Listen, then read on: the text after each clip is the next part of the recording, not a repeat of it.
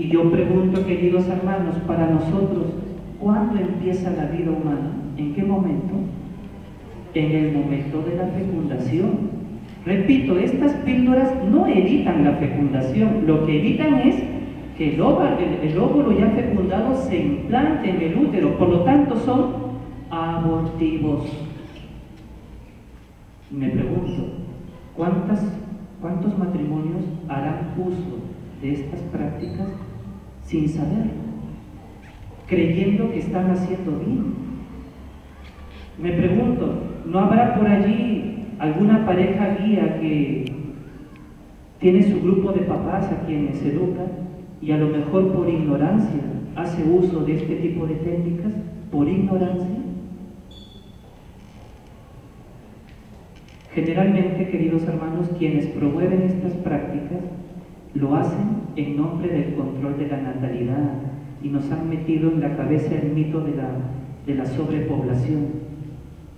El hecho es que detrás de estas pastillas y dispositivos se mueven millones y millones de dólares. Y quienes promueven estas prácticas no nos dicen que son abortivas. Solamente nos dicen, ¿quieres tener sexo seguro? Usa esto. Y podemos usarlo sin saber que estamos cometiendo abortos. Repito, a veces lo ignoramos. Una tercera práctica, lo van a encontrar también allí en la separata, la famosa eugenesia. La palabra eugenesia significa buen origen, buen nacimiento. ¿Qué significa? Significa que podemos lograr la reproducción bajo técnicas asistidas. Y es más, eugenesia, buen origen, mediante estas técnicas podemos nosotros seleccionar las características que queremos para el futuro hijo. Generalmente, detrás de estas prácticas hay un tipo de mentalidad. ¿Qué mentalidad hay? La mentalidad de que hay seres superiores a otros. Detrás de esto está la mentalidad de creer que uno puede ser superior a otro por el color de sus ojos, por el color de su cabello, por su estatura, por el color de la piel. Entonces promovemos la eugenesia para que los padres decidan qué color de ojos quieren para su hijo, qué estatura quieren. Nosotros vamos a jugar con los genes y vamos a seleccionar.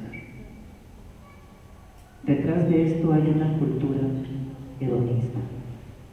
Detrás de esto existe la mentalidad de creer que hay personas que no valen, que son el desecho de la sociedad, que no cuentan por el color de su piel, por su estatura, por lo que fuera, y que hay seres que sí son superiores. A veces nosotros, sin quererlo, a nuestros hijos podemos inculcarles este tipo de mentalidad. Por ejemplo, si el chico es racista, se muestra racista, de seguro que en la familia alguien le está inculcando esa manera de pensar, porque los chicos son reflejo de la familia y le vamos inculcando esta manera de pensar sin darnos cuenta. Una de las prácticas de la eugenesia es lo que se llama fertilización in vitro. Fertilización in vitro. Su sigla es FIDE, la famosa FIDE. ¿En qué consiste la FIDE o fertilización in vitro? Consiste en que en una probeta o en una cajita de Petri, escuchábamos la otra vez en la película, ¿no? La cajita de Petri son cajitas pequeñas, circulares, de vidrio o de plástico, que se usan en los laboratorios para lograr cultivos, ¿no? En una cajita de Petri podemos lograr la fecundación de un óvulo por un espermatozoide. Es decir, ya no es necesario lograr la fecundación en el vientre materno, podemos hacerlo fuera, en una cajita. ¿Qué problemas hay detrás de esto? A veces puede ser que un matrimonio recurra a este tipo de prácticas porque por vía natural no pueden tener hijos. Entonces, ya que no podemos tenerlo de manera natural, acudamos a este tipo de prácticas artificiales. Hasta ahí parecería ser algo bondadoso, pero hay problemas de tipo moral, de los cuales a veces no estamos muy bien informados. Primero, la manera de concebir es artificial, no es natural, no es mediante un acto conyugal. La Iglesia no se opone a este tipo de prácticas siempre y cuando ayude en el acto conyugal, no lo sustituye. Pero de ordinario este tipo de prácticas que hacen sustituyen el acto conyugal. En segundo lugar, y esto también es gravísimo, nosotros pensamos en el óvulo que ha quedado fecundado, pero lo que no pensamos es que para lograr un óvulo fecundado ha tenido que probarse con otros óvulos que también son fecundados, y de ellos se va a escoger uno. Pregunto, ¿y qué sucede con los otros óvulos que quedaron fecundados en la cajita? Son eliminados. ¿Cómo se llama eso? Aborto. O sea, este tipo de prácticas por lo general también son abortivas. Ustedes recuerdan la película del día viernes. Aquella niña había sido concebida in vitro, ¿no? In vitro para que pudiera sanar a la hermana, etc. Nosotros pusimos nuestra mirada en la niña que nació, pero no se nos ocurrió pensar que detrás de ella hubo otros abortos, que ni siquiera se mencionan y que nosotros muchas veces ignoramos. Para obtener uno solo hay que probar con más, y esos más son desechados, son abortos. Pero lógicamente quienes promueven este tipo de prácticas no lo dicen, no lo dicen. Además tenemos otro problema. A veces con estos óvulos fecundados que ya son embriones, empiezan a realizarse una serie de experimentos. Entonces se les congela. Los mantenemos vivos, congelados, para después experimentar con ellos.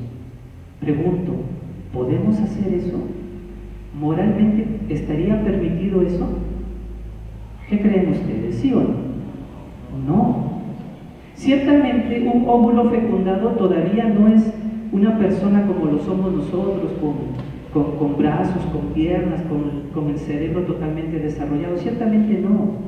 Pero en esa célula ya fecundada ya está en potencia todo lo que será la persona. Son seres humanos que están en desarrollo. ¿Puede un ser humano ser usado como instrumento para un fin? ¿Puede un ser humano ser usado como instrumento para un fin? Recuerden la película del día viernes. Esa niña era usada como instrumento, ¿sí o no? Era un instrumento para salvar a la hermana. ¿Se puede hacer eso? No se puede hacer eso. ¿Podemos experimentar con embriones? Es ir contra la dignidad de esos seres humanos que están en formación. El ser humano, la persona, es fin en sí misma. No es un medio, un instrumento para alcanzar un fin. Y sin embargo, en el laboratorio, tranquilamente, usando el avance científico-tecnológico, podemos hacer experimentos con embriones. El tema de la clonación, para ir terminando esta parte de la eugenesia. Hoy día la ciencia ha avanzado tanto que hasta podemos clonar y podemos obtener dos seres idénticos. ¿En qué consiste la clonación? Yo no soy muy entendido en la materia, pero algo recuerdo haber leído ahí. Al óvulo le quitamos el núcleo, su núcleo, y en su lugar vamos a colocar el núcleo de una célula somática, Entonces, esa célula la vamos a implantar en el vientre materno para que crezca. Y al final nacerá un individuo idéntico a aquel del cual hemos sacado el núcleo de la célula somática. Imagínense ustedes, viene en camino un niño, una criatura, que no tiene padre por vía normal, y para el cual su madre será también su hermana. Vamos dándonos cuenta del tipo de problemas que esto va originando. Hay quienes distinguen entre la clonación por motivos de reproducción y quienes distinguen la clonación por motivos terapéuticos. Hay quienes dicen que sería lícito clonar para obtener células madre. Entonces se hace lo mismo, ¿no? Al óvulo se le quita el núcleo, se le coloca el núcleo de una célula somática, se le deja crecer 2 semanas y después ese óvulo va a ser desmembrado para obtener células madres. Estamos en el caso anterior, estamos experimentando. Si bien ambos casos se pueden distinguir desde el punto de vista biológico, lo reproductivo de lo terapéutico, moralmente es el mismo problema. Y debemos estar atentos para cuando nos pregunten por estas situaciones. Una última expresión de esta cultura de muerte, ya para ir terminando y luego pasar a los desafíos: la famosa eutanasia. En el ejemplo de la familia Navarro González que les ponía al principio, el abuelo, ¿no?, está con cáncer terminal, su tratamiento es oneroso, es muy costoso, cuesta demasiado dinero, entonces hagamos con él, practiquemos una eutanasia directa en nombre de una muerte digna. Queridos hermanos, en primer lugar, hay que desterrar el mito de la muerte digna. No existe la muerte digna. La muerte es lo más denigrante para el ser humano. No por nada Cristo vino para destruir la muerte. No existe la muerte digna. Lo que existe es una vida digna y un modo digno de enfrentar la muerte, que es diferente. ¿Qué es la eutanasia? A diferencia del aborto, que era matar al que está por nacer, la eutanasia más bien es matar al que está por morir. A veces fruto de una enfermedad terminal o por ancianidad ya demasiado prolongada, por lo que fuera. Matamos al que está por morir. Es verdad que se distingue entre lo que es la eutanasia directa. Por ejemplo, eutanasia directa es cuando yo inyecto una sustancia para matar al moribundo. Eso es eutanasia directa. Se distingue de la famosa eutanasia indirecta. ¿Qué es la eutanasia indirecta? Que yo no hago nada para matarlo, pero tampoco le brindo cosas que podría brindarle para ayudarle en su enfermedad y simplemente dejo que se muera. Eutanasia indirecta. El hecho es, queridos hermanos, que la eutanasia es inmoral. ¿Por qué? Porque nosotros no somos dueños de la vida y nosotros no tenemos por qué atentar contra la vida de un hermano. Aunque él lo pidiera, aunque él dijera, por favor, mátenme de una vez, no tenemos el derecho de hacerlo. Porque no porque un hermano pide que lo maten significa que matarlo es bueno. No. Generalmente, ¿cómo se resuelve esto? ¿Qué enseña la Iglesia cuando tenemos un caso así? La Iglesia nos enseña lo siguiente: a todo enfermo terminal, desde el punto de vista moral, estamos obligados a brindarle aquellos medios que están a nuestro alcance y que para el enfermo significan un bien. En moral se les llama medios proporcionados.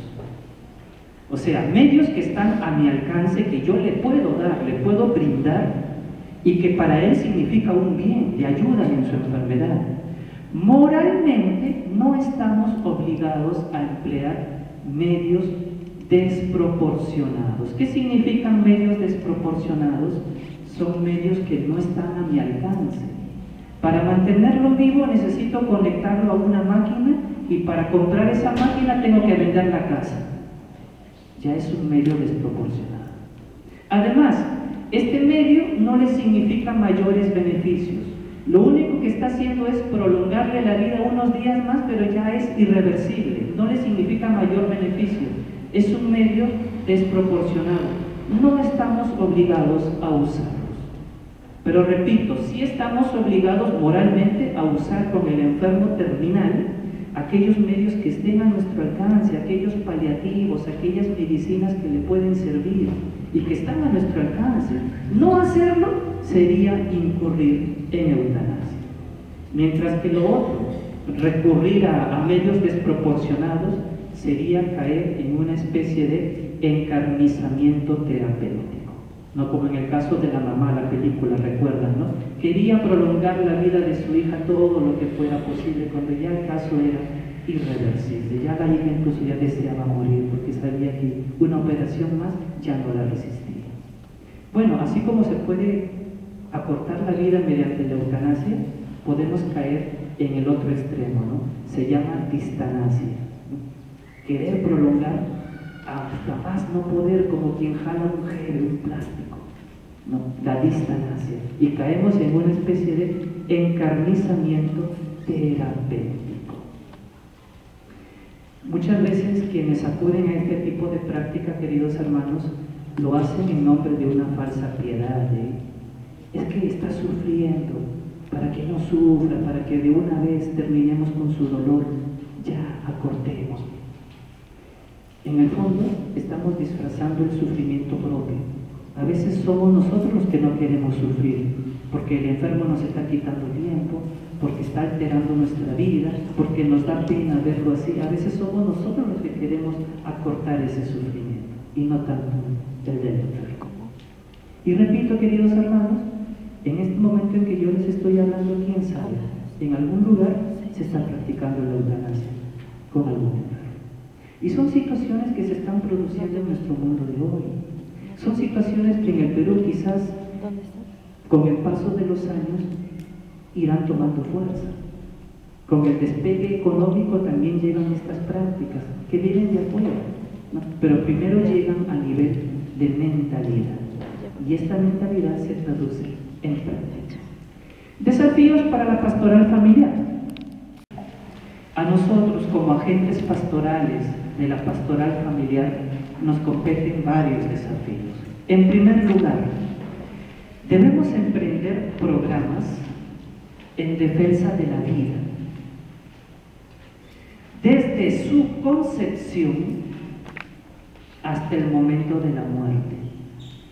Programas en defensa de la dignidad de la persona, creada a imagen y semejanza de Dios.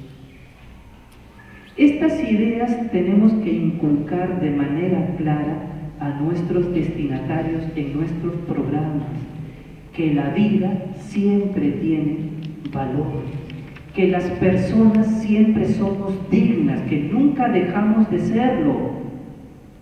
Aunque hayamos cometido el peor de los pecados para Dios, nunca dejamos de ser dignos, siempre seremos sus hijos. Ustedes recordarán aquella historia, la conocerán, de aquel hombre que le mostraba a la gente un billete de 100 soles, recién salido de la fábrica. Miren el billete, 100 soles. ¿Y qué hizo mientras hablaba? Dobló el billete, lo dobló por completo, lo tiró al suelo, lo pisoteó, recogió el billete, lo desdobló, estaba todo doblado. Miren el billete, ¿cuánto vale? 100 soles. Lo mismo sucede con nosotros. Podemos haber pecado, podemos habernos equivocado, pero nuestra vida no deja de ser digna a los ojos de Dios. Seguimos siendo valiosos para Dios desde el momento de nuestra concepción hasta nuestra muerte.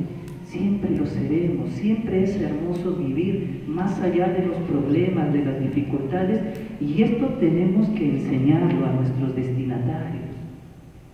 Enseñarles que no somos criaturas cualquiera, que Dios nos ha creado con amor, nos ha hecho a su imagen y semejanza, porque nos ama. Y esto debe quedar claro.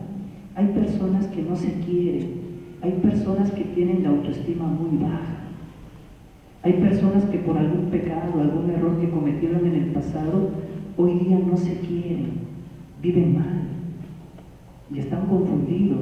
A nosotros nos corresponde ayudarles. Entonces, ¿qué es esto? Emprender programas formativos que vayan en esta línea el valor de la vida, el valor de la dignidad humana. Además, emprender programas de educación en el amor, dirigido a los jóvenes y a los padres de familia, porque a veces también los padres de familia andan confundidos. Educarlos en el amor. Aquí entra de lleno la temática del placer, sobre todo del placer sexual. Ayer el padre Lalo algo decía, no recuerdo las palabras que él usaba, pero decía, mal hacemos los curas cuando decimos que la relación sexual es mala. Efectivamente, nadie ha dicho, nunca jamás, la iglesia digo en general, nunca la iglesia ha enseñado que la sexualidad es mala, nunca. Somos nosotros los que a veces hemos enseñado mal. La sexualidad es algo bello, es algo maravilloso, es algo querido por Dios para nosotros. Somos seres sexuados. Una cosa es la sexualidad y otra cosa es el acto sexual, pero ambas cosas son buenas. Bueno, el tema del placer, debemos dejar en claro a nuestros destinatarios que el placer es bueno, pero el placer siempre es un medio, nunca es un fin en sí mismo, siempre es un medio para alcanzar un fin. ¿Qué sucede cuando nosotros convertimos el placer en fin? Lo desnaturalizamos. Por ejemplo, cuando comemos, ¿sentimos placer? Claro que sí, y bendito sea Dios. Ustedes imagínense si al comer no sintiéramos placer, comer sería una tortura. Pero ¿comemos para sentir placer o comemos para vivir? Para vivir. El placer es un medio para alcanzar este fin. ¿Cómo se llama el comer por el puro placer de comer? Se llama gula, y eso está mal. Lo mismo sucede con el placer sexual. El placer sexual es algo bueno, es algo maravilloso, es algo que Dios quiso, que Dios soñó para nosotros, pero como medio para alcanzar un fin, no como fin en sí mismo. ¿Cuál es el problema de la masturbación? Problema moral. Convierte el placer sexual en un fin. Porque fruto de una masturbación van a ser una criatura. No, es puro placer por el placer. Ahí está el problema moral. ¿Cuál es el problema moral también de la fertilización in vitro, por ejemplo? Que al no ser un modo natural, no favorece la unión, la mutua adoración de los esposos, por ejemplo, que es otra de las finalidades del acto conyugal.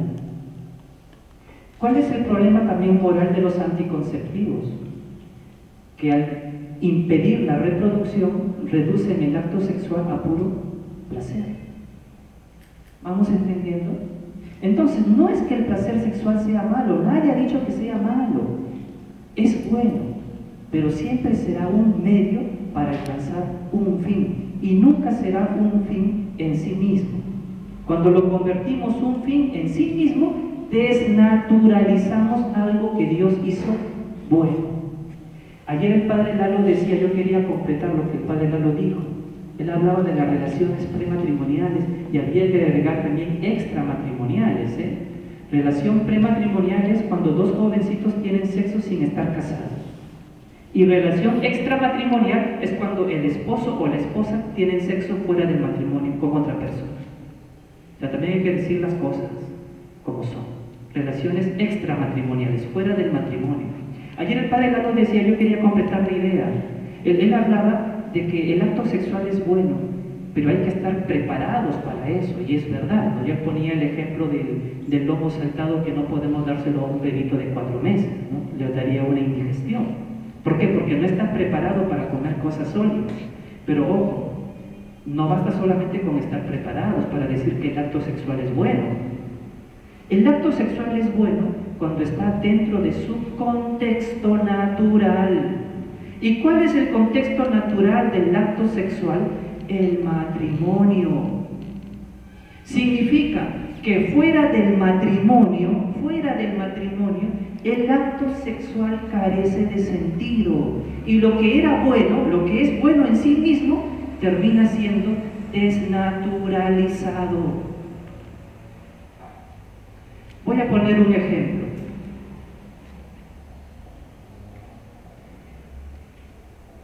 ¿Qué es una custodia?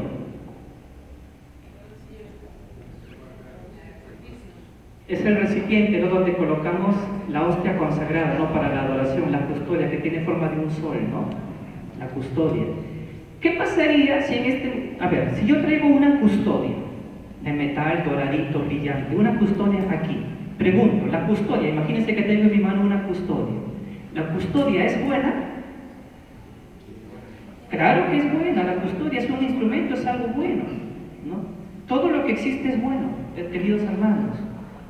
Eso en filosofía se llama nivel ontológico, que en el nivel ontológico no existe el mal, todo lo que existe es bueno. La custodia existe, por lo tanto la custodia es buena. La custodia es buena como instrumento, ¿de acuerdo? Ahora, que yo use la custodia para darle un golpe en la cabeza a alguien es otra cosa, ¿no? La custodia es buena. Pero ¿qué pasaría si yo traigo una custodia que es buena y la coloco aquí en la silla mientras les estoy hablando? ¿Qué pensarían ustedes? ¿Cuál es el problema de la custodia allí? Que no es su lugar. La custodia tendría que estar en la capilla. O sea, la custodia está fuera de contexto. Siendo buena, está fuera de contexto. Dígase lo mismo del acto sexual. Es algo bueno, como la custodia es buena, pero debe estar dentro de su contexto. ¿Y cuál es su contexto? El matrimonio. Antes del matrimonio o fuera del matrimonio, algo que es bueno queda desnaturalizado. Y estas cosas, queridos hermanos, hay que enseñarlas dentro de programas que eduquen al amor. Y debemos emprenderlos con nuestros destinatarios. Muchos papás ignoran esto. De estas cositas que les estoy hablando, hace un mes yo le hablaba allá en el colegio de Breña a un grupo de papás así como ustedes. Me escuchaban en total silencio, con los ojos bien abiertos. Yo no sabía qué estaban pensando. Yo no sabía si estaban a favor o estaban en contra de lo que yo les estaba diciendo, pero les decía, queridos hermanos, lo que les digo es lo que la iglesia enseña, no es mi pensamiento mío, sino estoy diciendo lo que enseña la iglesia, y yo como sacerdote debo enseñar lo que enseña la iglesia. O sea, me refiero que no son inventos míos, a eso me refiero, no que yo no comulgue con esta forma de pensar. Bueno, programas de educación en el amor, queridos hermanos, que orienten bien el tema de la sexualidad, el tema del acto conyugal, el tema del placer sexual, que aclaren las ideas correctamente, porque a veces la gente está confundida, ¿no? Y afuera se disfraza de amor lo que no es amor. Además, otro desafío para la pastoral familiar: hay que enseñar a nuestros destinatarios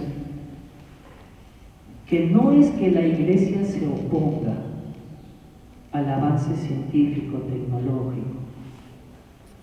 La iglesia comulga con ese avance, lo favorece, y cuando este avance se ponga al servicio de la persona y no en contra de la dignidad de la persona humana. Porque afuera, queridos hermanos, se distorsiona todo. Afuera se ataca gratuitamente el pensamiento de la iglesia. Cualquier cosa que se diga, es que la iglesia siempre se opone y se nos califica de vivir en el medioevo, se nos califica de ser fundamentalistas, ¿no?, de repetir como loros lo que dice la palabra de Dios y de no dar un paso más. Repito, la iglesia no se opone al avance, el avance es bueno, pero siempre y cuando esté al servicio de la persona y nunca en contra de la dignidad de las personas. Hoy día podríamos usar la ciencia para favorecer el aborto, claro que sí, pero el aborto ¿va en contra de la dignidad del que está por nacer? Claro que va en contra de la dignidad. Hoy día podríamos usar la ciencia para hacer que un enfermo terminal muera sin dolor. Claro que lo podemos hacer, pero eso va en contra de la dignidad. Si le estamos quitando su vida, va en contra de la dignidad. Entonces la ciencia tiene que estar al servicio de la vida de las personas, de su dignidad, no en contra de las personas. Y esto hay que aclarárselo a los padres de familia, que a veces vienen a nuestros encuentros pero comulgan con otro tipo de ideas. ¿De acuerdo, queridos hermanos? Bien, en definitiva, en breve, como pastoral familiar, nos compete la gran y delicada tarea de formar las conciencias de nuestros hermanos. Y aquí hago hincapié en algo que se dijo ayer en la mañana. Yo me pregunto, queridos papás, nosotros que trabajamos en la pastoral familiar, que defendemos la vida, que defendemos el amor bien entendido, ¿estamos convencidos de estas cosas? Un agente de pastoral familiar no puede ni debe llevar una doble moral. O si no, ¿con qué autoridad moral quieres formar la conciencia de tus hermanos? ¿Estás convencido de esto?